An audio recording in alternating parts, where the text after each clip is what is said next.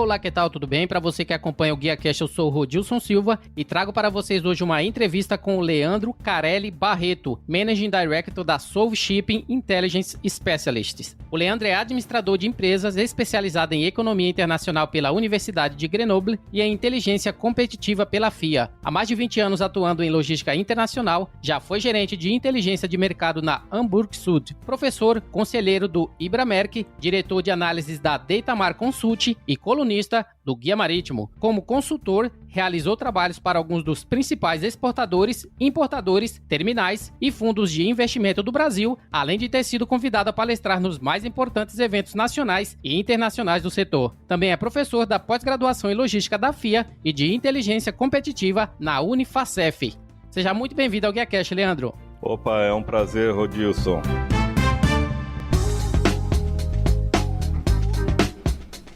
Leandro, em se falando aí do coronavírus, né? Minha primeira pergunta já é entrando nesse tema. Qual que é o impacto do Covid-19 para o transporte marítimo global, uma vez que a capacidade dos navios inativos deve ultrapassar pela primeira vez a marca de 3 milhões de TEUs? Uma marca histórica, né? Os 3 milhões, mas se a gente for olhar em números proporcionais, isso fica muito em linha com o que foi registrado na crise econômica lá em 2008, 2009. Então, em termos proporcionais, a gente pode dizer que é uma crise hoje do mesmo tamanho, né? Se ela parar por aqui, ela é uma crise, né, mais ou menos do mesmo tamanho, né, do que a de 2008, 2009, em termos de frota ociosa, em termos de navios parados, né? Mas esse número de 3 milhões de capacidade, 3 milhões de TEUs parados, era um número considerando 250 viagens canceladas. E é um número que já foi atualizado, era um número da semana passada e o mercado está extremamente volátil, extremamente dinâmico, e essa semana o número já foi atualizado ontem, se eu não me engano, para 435 viagens canceladas. Então, talvez possa superar um pouquinho aí esses 3 milhões aí de capacidade ociosa, o que é muito preocupante, obviamente. E uma vez que isso aconteça, né, que já tem números atualizados de que esses 3 milhões foram superados, né, levando em consideração as viagens que foram canceladas, quais os efeitos a curto, médio e longo prazo aí para o Brasil, devido a se a pandemia, né, continuar, se todas essas restrições tiverem por aumentar ao longo do tempo? Essa pergunta é excelente, viu, Rodilson, porque o Brasil parece que vem andando um pouco descolado em termos de comércio exterior, vem andando um pouco descolado desse cenário. Enquanto no mundo, eu estava dizendo, foram 435 viagens canceladas, né, nas grandes rotas leste-oeste, Ásia, Europa, Ásia, Estados Unidos, Europa. Aqui no Brasil, por enquanto, a última atualização que a gente fez no início dessa semana, a gente só tinha 3 ou 4 escalas canceladas. Então, me parece que o nosso cargo mix, né, a pauta exportadora brasileira, a pauta importadora brasileira, é uma pauta muito mais centrada em produtos essenciais, né, e que não estão sendo impactados, portanto, durante esse processo todo. A gente tem acompanhado os navios que saíram da costa brasileira até o último domingo nas exportações. Navios da Ásia estão lotados, a China vem retomando muito forte, então os navios de Ásia estão muito lotados, mas navios de Europa e Estados Unidos, que hoje são o epicentro aí do Covid, né, estão registrando aí problemas sérios, estão com fronteiras fechadas e tudo mais, medidas cada vez mais severas de isolamento. Os navios que saíram até o último domingo com destino a essas duas rotas saíram com utilizações muito satisfatórias. Então a gente percebe que hoje essa pauta exportadora nossa de alimentos, de produtos básicos, de matérias-primas, hoje ela tem sido o nosso grande ativo, o que até pouco tempo atrás muita gente dizia que era o nosso grande vilão, né, que era a falta de valor agregado. Hoje isso tem sido o nosso grande ativo. Por outro lado, na importação também, o nosso mercado é tão fechado, as nossas barreiras de importação são tão altas, os custos, o tributo, os impostos de importação são tão altos, que o que a gente importa é porque realmente a gente não consegue produzir aqui dentro, a gente não consegue ser competitivo, ou não tem, absolutamente não tem. Então, as importações estão começando a cair, obviamente, né? A gente viu na última semana uma queda nos navios da Europa, os navios da Ásia,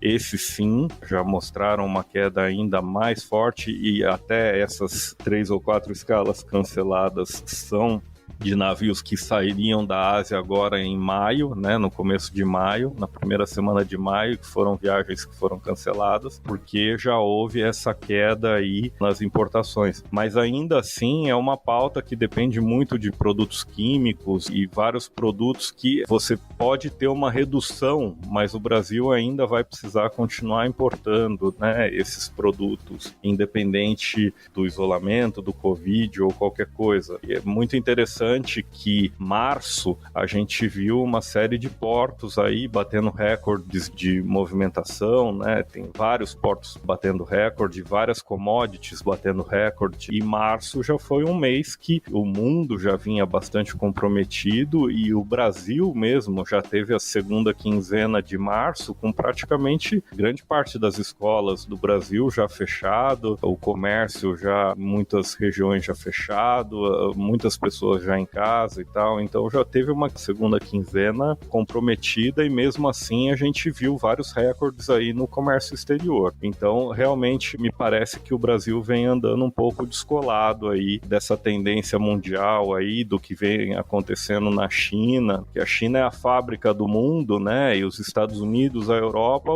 são os shoppings do mundo, né. Então mas a gente pode dizer que essa queda brusca aí, né, que justifica essas 435 viagens canceladas, são muito mais bens de consumo, né, que não é tão assim forte na pauta importadora ou exportadora brasileira. E em sua opinião, né, que tipo de planos de contingência precisam ser tomados ou estão sendo tomados a fim de garantir que o Brasil não seja tão afetado, como você disse, em relação aos outros países? Primeira coisa foi as autoridades portuárias, o Ministério da Infraestrutura, tranquilizar e pacificar os trabalhadores dos portos, os caminhoneiros, para manter aí as condições mínimas de segurança de trabalho, de garantir, olha, se vocês tiverem algum problema, vocês vão ser amparados, né? Vão ter aqui, mesmo os funcionários autônomos, vão ter garantias aqui de que vão receber auxílio do governo o período que tiverem em casa, se eventualmente sofrerem da doença, e por aí vai. Então, isso fez com que os nossos portos estão todos operando, as nossas estradas estão todas abertas. Num primeiro momento, os caminhoneiros começaram a reclamar bastante, né, que não tinha comida, que não tinha borracheiro, mas me parece que isso tudo foi bastante equalizado e que agora a máquina está funcionando direitinho de novo, né? Então eu acho que essa foi uma atitude bastante acertada aí das autoridades portuárias, dos terminais portuários, do Ministério, das agências e tal, para tranquilizar e pacificar aí o setor, dar as garantias, né? Porque num primeiro momento a gente viu aí uma tentativa, um esboço, né, de greve aí dos estivadores em Santos, e isso foi muito rapidamente, muito habilmente contornado aí pelas autoridades.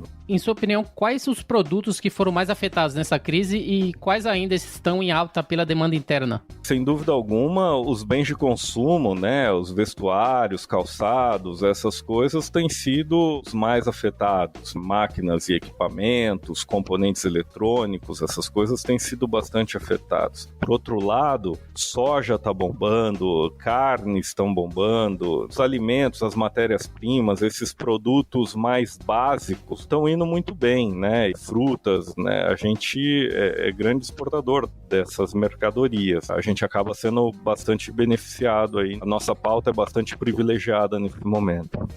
uma preocupação principal é justamente em relação aos contêineres refrigerados, onde inclusive alguns armadores passaram a cobrar taxas de congestionamento de clientes com carga refrigerada tamanha lotação. E o pior é que a demanda por contêineres refrigerados já costuma ter um aumento no segundo trimestre do ano devido às safras de frutas do hemisfério sul. Como a indústria deve se preparar para essa realidade cada vez mais presente em face já do Covid, aí o coronavírus está, realmente prejudicando em relação a esses produtos refrigerados? São duas questões aqui. Na verdade, foi uma tempestade perfeita, tá? Você tem razão quando você fala que final do primeiro trimestre, começo do segundo trimestre, geralmente já é um período mais complicado em termos de disponibilidade de container refrigerado. Sempre tem aí a entrada das frutas do hemisfério sul, né? África do Sul, Nova Zelândia, Chile, e exportando para a Europa, que está saindo do inverno, e esses países estão suprindo lá, né, a demanda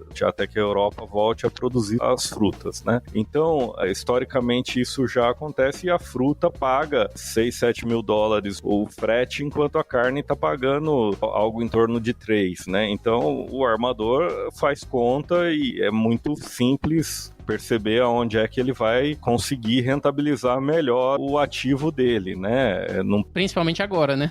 Não precisa ser muito matemático para saber aonde é que ele vai ter mais rentabilidade sobre o ativo dele. Mas o que aconteceu esse ano foi o seguinte: os navios que saíram daqui do Brasil no final de janeiro e começaram a chegar na Ásia ao longo de fevereiro, quando a China teve o lockdown, e é muito interessante a gente falar sobre isso, porque a China, de fato, teve um lockdown. O Brasil não está tendo lockdown, o Brasil está tendo isolamento. Os nossos portos estão funcionando, as estradas estão funcionando, os caminhoneiros estão funcionando. Lá na China parou tudo. Parou caminhoneiro, parou fábrica, parou porto, parou rebocador, parou tudo. Então os navios saíam daqui, chegavam lá, não tinham aonde atracar. E os terminais já não tinham mais capacidade para receber carga. Estava tudo fechado. Então o que aconteceu foi que alguns armadores pegaram alguns navios que estavam sobrando, ou eles descarregavam aquela carne, aquele container refrigerado 2, 3 portos para frente, e depois o cliente se virava para ir lá e buscar, né, a carga de volta, ou então alguns armadores começaram a pegar alguns navios que eles tinham parados ali pela Ásia e estacionar os caras em frente a um determinado porto, tipo Shanghai,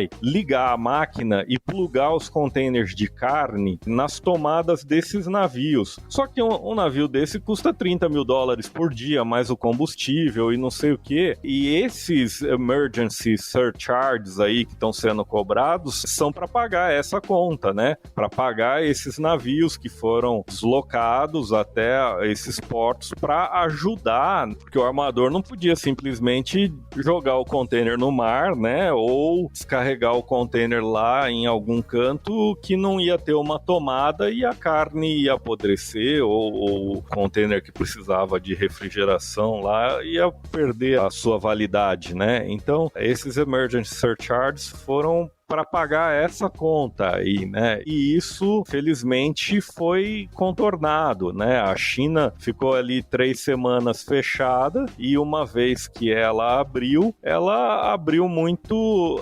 resolvendo, né? Do mesmo jeito que ela fechou, a capacidade de reação dela é muito rápida, né? E ela já veio limpando aí esse nó, né, logístico dessas 3 semanas fechadas. Ela, em 2, 3 semanas, ela já limpou isso daí, e por isso agravou também essa falta de container aqui no Brasil, né? Porque os containers acabaram ficando presos lá com carne. Os containers que normalmente chegam lá, descarregam e voltam, acabaram ficando presos lá por 20 ou 30 dias a mais do que o normal. Então, faltou container na exportação aqui. Mas isso já foi equacionado, os armadores mandaram 3 extra loaders aí ao longo desses nesse mês de abril e há rumores de que estão mandando mais 2 extra loaders agora no mês de maio, trazendo containers vazios, tem muito vazio vindo para cá e esse é um problema que me parece que já está, a partir dessa semana, no final do mês, já vem sendo normalizado aí a questão de disponibilidade de equipamentos. E um estudo publicado pelo IPEA, né, que é o Instituto de Pesquisa Econômica, publicado na terça do dia 14, prevê que restrições ao comércio internacional podem crescer em decorrência da crise, uma vez que os países tentariam proteger suas economias por estimular a produção interna de bens, aumentando assim as barreiras para as importações. Em sua percepção, esse tipo de protecionismo já está acontecendo? A gente, até nas redes sociais, a gente já tem visto, né, vários movimentos. Olha, quando isso tudo passar, compre uma camisa ou um sapato de um produtor local, vamos estimular, né, a indústria local. Eu tenho a impressão de que, num primeiro momento, essa reação vai ser bastante natural, mas eu acho que com o passar do tempo, é provável que isso vá gradativamente voltando ao normal, né? Porque é também uma questão de escala, é uma questão de qualidade. Não sei se isso seria sustentável no médio e longo prazo. Interessante que alguns países reduziram impostos de importação a zero para facilitar o fluxo de alimentos, né, medicamentos, equipamentos de produção individual e reduzir a exportação de bens considerados essenciais durante a crise. E uma vez que as decisões tomadas pelos governos, né, que aplicam essas medidas, geralmente são aplicadas por um curto período de tempo, que medidas a longo prazo poderiam ser adotadas pelo governo ou instituições e afins, a fim de amenizar os altos custos atuais e equilibrar os esforços financeiros das empresas? Eu vou ser muito sincero para você, viu, Rodilson? Eu acho que a melhor lei que existe é a lei da oferta e da procura. Toda vez que governos começam a intervir demais, acaba gerando ineficiência, que acaba gerando perda de competitividade. Enfim, eu acho que a melhor coisa que os governos podem fazer é simplificar a carga tributária, é investir em infraestrutura, dar esse suporte, entendeu? Eu não faria nada com subsídios, eu não faria nada com incentivos fiscais, eu não faria nada dessa maneira. Eu faria com obras de infraestrutura, eu faria com simplificação de carga tributária, eu faria por esse outro lado. Ainda relacionado a esse tema, né, os ministros da Agricultura, Alimentação e Desenvolvimento Social, Pecuária e Pesca de 25 países da América Latina e Caribe, incluindo o Brasil, eles assinaram uma nota conjunta se comprometendo a adotar medidas conjuntas para garantir o abastecimento de alimentos para cerca de 620 milhões de pessoas que vivem na região. Quais são os efeitos esperados em relação a essa cooperação voltada para o abastecimento? Eu acho que é saudável, é válido, né? Tudo que é cooperação nesse momento é algo louvável, né? Eu acho que essa é a grande lição que o mundo pode tirar disso tudo. Falando do ponto de vista prático do shipping, da navegação, boa parte do comércio aqui com os nossos países vizinhos não é feito por via marítimo, né? É feito rodoviário. Então, não afeta, assim, tem um volume interessante com a Argentina, tem um volume interessante com o Chile e tal, mas o grande volume está nas estradas. Eu acho que isso vai afetar muito mais o pessoal do rodoviário do que o marítimo. E em seu ponto de vista, quais são as expectativas de normalidade para o Brasil, levando em consideração que alguns governos aí já estão pensando, né, em abrir algumas atividades essenciais? E uma vez que a capacidade de reação da China foi tão rápida, né? Que expectativa de normalidade, no seu ponto de vista, para o setor, a gente pode esperar aí para as próximas semanas, para o próximo mês? Sinceramente, eu acho que os setores essenciais estão abertos. Os navios na exportação estão cheios, os navios na importação estão ok. Isso mostra que o nosso comércio exterior está funcionando, que boa parte da nossa indústria está funcionando. É lógico que é assustador a gente andar aqui em São Paulo e ver as marginais paradas, ver os shoppings fechados, é bastante impactante, né?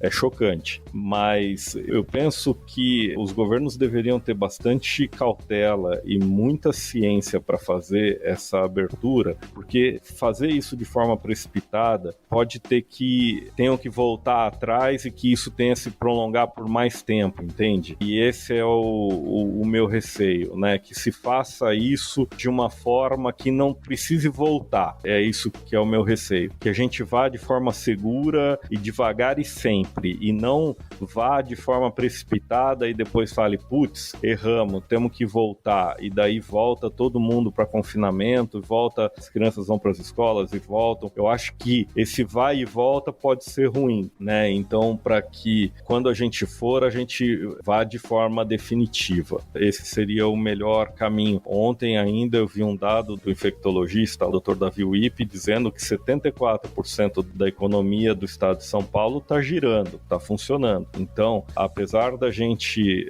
ficar chocado com as marginais funcionando, no São Paulo sem trânsito, os shoppings funcionando, o pessoal lá da Berrini, o pessoal da Paulista continua trabalhando, o pessoal da Faria Lima continua trabalhando, só que trabalhando de dentro de casa. Ninguém está parado, ao contrário, as pessoas estão trabalhando até mais. Mas o importante é que as fábricas estão trabalhando, né? O pessoal da higiene e limpeza está lá produzindo o álcool gel, está produzindo o papel higiênico, o pessoal da JBS está lá, da BRF, está produzindo as carnes, os supermercados estão abastecidos e tal, ninguém teve problema de desabastecimento e tudo mais. Então, eu acho que é uma falsa sensação de que o Brasil está parado, né? As marginais andando pode dar uma falsa sensação de que o Brasil está parado. Agora é óbvio, né? O pessoal de serviço, os autônomos, né? O pessoal do Uber, da 99, o pessoal do setor dos restaurantes, o pessoal do turismo, dos hotéis, esses precisam realmente serem amparados aí por medidas do governo, porque sim, esses caras estão sentindo isso, esses estão nos 24% que estão parados, né, da economia que está parada, né.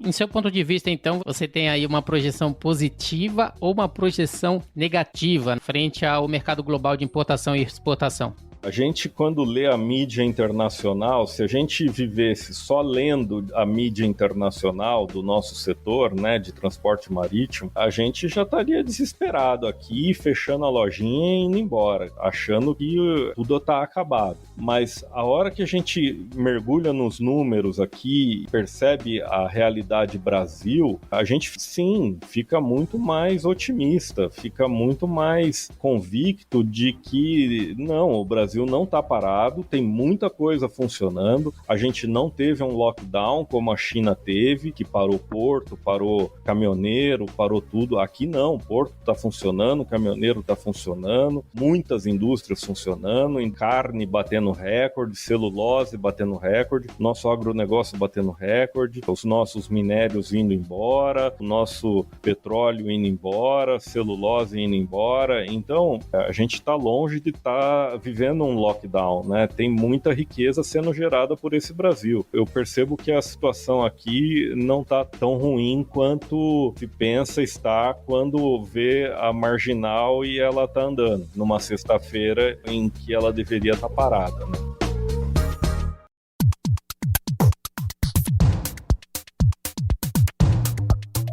Leandro, falando agora da Solve Shipping, no qual você é Managing Director. A Solve é uma empresa formada por especialistas com reconhecida experiência em inteligência competitiva, logística e comércio exterior. Você poderia nos falar um pouco sobre a empresa? A Solve, ela surgiu em 2016, em princípio para fazer estudos de mercado e projetos relacionados ao setor de transporte marítimo, né, como um todo. Mas com o passar do tempo, a gente foi identificando que existiam aí no mercado algumas lacunas aí, existem excelentes fontes de dados aí no mercado que estão tratando da demanda, né, do comércio exterior brasileiro, mas não existia nenhuma base de dados, nenhuma plataforma no mercado que cuidasse da oferta, da capacidade. Então a Solve aproveitou para entrar aí nesse mercado, né? Hoje a gente está com uma lupa em cima dos armadores, a gente está com uma lupa em cima dos terminais, então hoje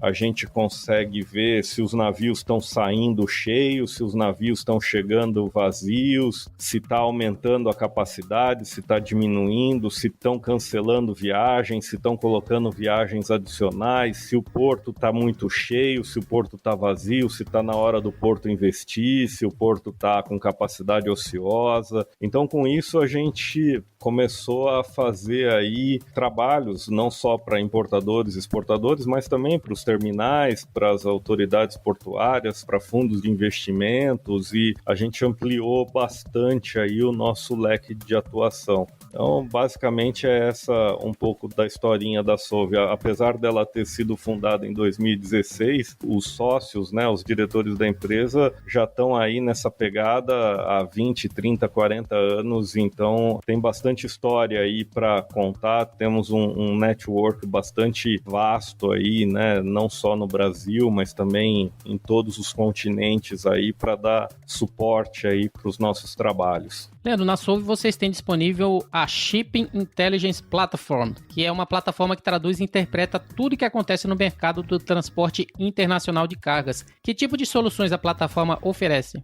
A gente tinha uma base de dados muito grande aí de tudo que, né, eu falei para você que a gente tem uma lupa em cima dos terminais e dos navios, né? Isso é uma maçaroca de dados do tamanho do mundo. Então a gente resolveu lançar aí o ano passado, na Intermodal, a gente lançou a Ship Intelligence Platform, que é nada mais é do que a gente plugou nessa maçaroca de dados que a gente plugou umas ferramentas de BI nelas e que com isso, essas ferramentas de BI já traz uma série de análises prontas, né, para o nosso cliente, e ele pode ir acompanhando a evolução de uma série de KPIs aí pré-desenvolvidos aí pela equipe da Solvay, mas que são KPIs que são referências aí do mercado, são demandados aí pelo mercado. Então, basicamente, a nossa CIP é uma plataforma online onde o cliente entra, navega por alguns BIs lá, onde ele tem acesso a vários indicadores aí, tanto dos armadores, né, utilizações, escalas canceladas, integridade de schedule, quanto dos terminais também, né.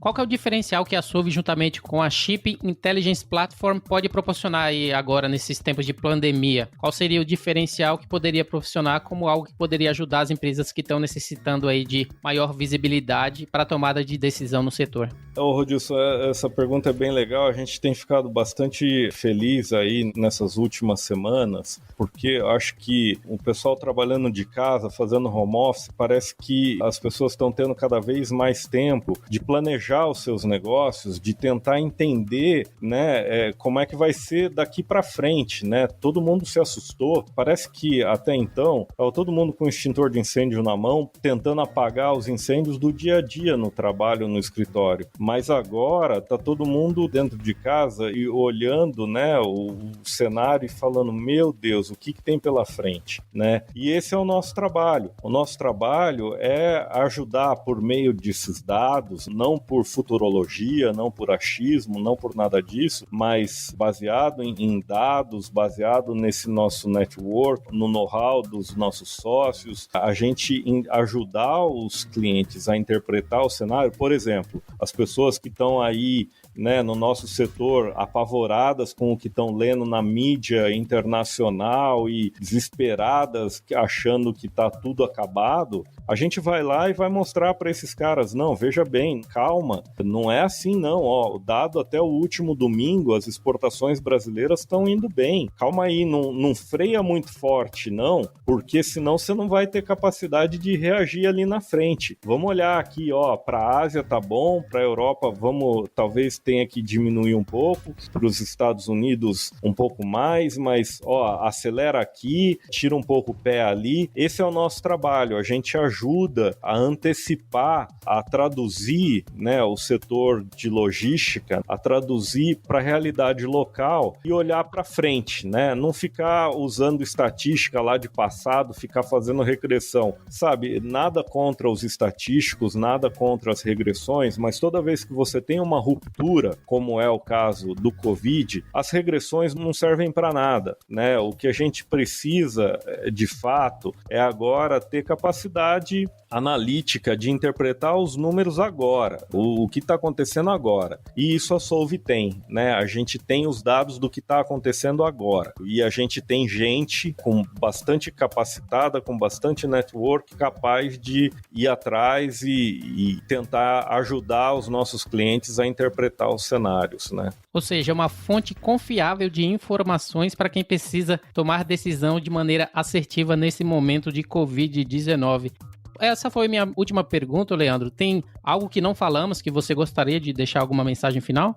A mensagem final é uma mensagem de esperança, né? De que isso vai passar e de que a gente precisa estar pronto para quando isso passar. Ficar reclamando ou ficar assustado não vai resolver o problema. Então, a hora é a hora de realmente ir procurar as oportunidades, porque elas existem. As crises são momentos de oportunidade também. Excelente. Leandro, você pode nos dizer como as pessoas podem entrar em contato com a Solve Shipping, sites, redes sociais, enfim, para aqueles que quiserem saber mais sobre as soluções que a Solve oferece? Legal. Obrigado aí pelo espaço. O nosso site é www.solveshipping.com e a gente também, o mesmo nome, né? A gente tem a nossa página no LinkedIn, segue a gente lá, os artigos que a gente publica, as entrevistas que a gente dá, estão sempre atualizadas lá na nossa página no LinkedIn, então segue a gente lá que a gente está sempre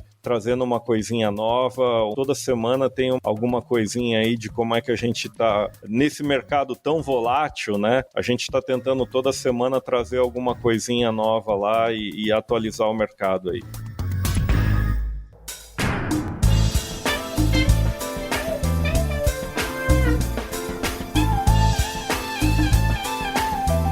Muito bem, o GuiaCast teve a honra de receber Leandro Carelli Barreto, Managing Director da Solve Shipping. Se você gostou desse episódio, você pode compartilhar com seus colegas, amigos e profissionais de supply chain e, se possível, deixe uma avaliação e um comentário em ratedspodcast.com/GuiaCast. E se você quiser entrar em contato diretamente comigo, basta procurar no LinkedIn Rodilson Silva, comunicador logístico multiprofissional. E encontrar o Leandro também, basta procurar Leandro Carelli Barreto. E caso tenha alguma notícia relevante, evento, reportagem, opiniões e tendências do mundo da cadeia de suprimentos que gostaria de dar destaque no GuiaCast, envie uma mensagem direta através do Instagram para guia_corporativo e Twitter @RodilsonS. Eu sou o Rodilson Silva com Leandro Carelli que te envia um GuiaCast abraço. Até a próxima. Tchau, tchau.